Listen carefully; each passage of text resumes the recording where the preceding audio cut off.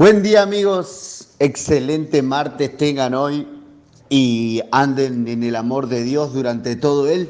Y les propongo comenzar una aventura pequeña, pero interesante. Les propongo leer juntos el libro de Ruth. La introducción de la Biblia del pueblo de Dios dice este relato encantador, dice que es un relato encantador. Es una pequeña historia, nada más que 4 capítulos, acerca de esta mujer moabita del pueblo de Moab, que sigue, se hace judía, digamos, se hace prosélita, por acompañar a su suegra. Y miren, es un libro importante. En la Biblia de Jerusalén y en varias traducciones de la Biblia está dentro de los libros históricos, después de Jueces y antes de Samuel, con lo que le da una importancia. Además, forma parte también de los rollos que leían los judíos en las fiestas principales. El libro de Ruth, con otros más, se leía en Pentecostés, por ejemplo, para los judíos, ¿no? En cuanto a la composición, algunos dicen que es de la época de los reyes, otros dicen que es después del exilio, ahí entre el año 500 y 450 más o menos. Lo que sí tenemos, gente, y este es un dato muy interesante, es una corriente universalista dentro del judaísmo, una cierta apertura dentro del judaísmo, que de alguna manera se contrarresta o se contrapone a Nehemías y Esdras que estamos leyendo. Es decir, ellos están más cerrados, ellos, digamos, prohíben los casamientos con extranjeros, y justamente la trama del libro de Ruth es que Ruth, siendo una extranjera, se casa con un judío, ¿no es cierto? Entonces, en definitiva, es otra mirada. Y esto me parece interesantísimo, gente. Dentro de la Biblia conviven distintas posturas, distintas maneras de mirar la religión y el judaísmo, y eso puede ser muy interesante. Yo hoy te propongo leer los primeros versos del 1 al 7, solamente introducir la historia, ¿no?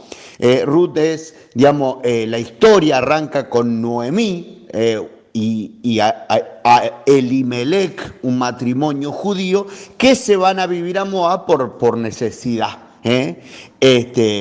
Y entonces fíjense ustedes, estos hombres, este matrimonio tiene 2 hijos de nombre Mahlón y Quilión. Probablemente estos nombres sean, digamos, inventados, gente, son nombres creados porque, fíjense ustedes, Mahlón significa languidez y Quilión significa consunción, digamos, en el sentido de debilidad, ¿no? Y de hecho se casan con 2 mujeres moabitas, pero se mueren ellos 2. Y entonces en la historia quedan 3 mujeres. Noemí, fíjense ustedes, Noemí significa mi dulzura, mi dulzura. Recuerden esto porque mañana o pasado lo vamos a volver a encontrar, ¿no? Y las 2 chicas, una se llama Orpá y la otra se llama Ruth. Ruth significa amiga, fíjense, ¿no? Y Orpá dice la que vuelve la espalda, y ya vamos a saber por qué, ¿no? Entonces, fíjense ustedes, simplemente la introducción nos narra estos datos. Noemí, que se ha quedado sola con sus 2 nueras, y decide volver a Israel, y fíjense ustedes, el verso 6 dice, porque Noemí se había enterado de que el Señor había visitado a su pueblo. ¿Les suena esa frase? El Señor ha visitado a su pueblo. Esto lo va a decir después el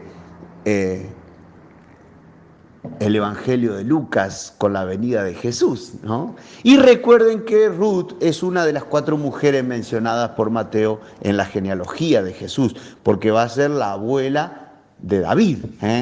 Bueno, dicho esto, los dejo con esta pequeña introducción, ¿no? Noemí, que tiene que irse de un lugar de su tierra y ahora decide volver, ¿no? Estas cuestiones de los desplazamientos, de las idas y venidas, que en definitiva también forman parte maravilloso del plan de Dios. Te deseo un hermoso día, el Señor te bendiga y te mando un abrazo.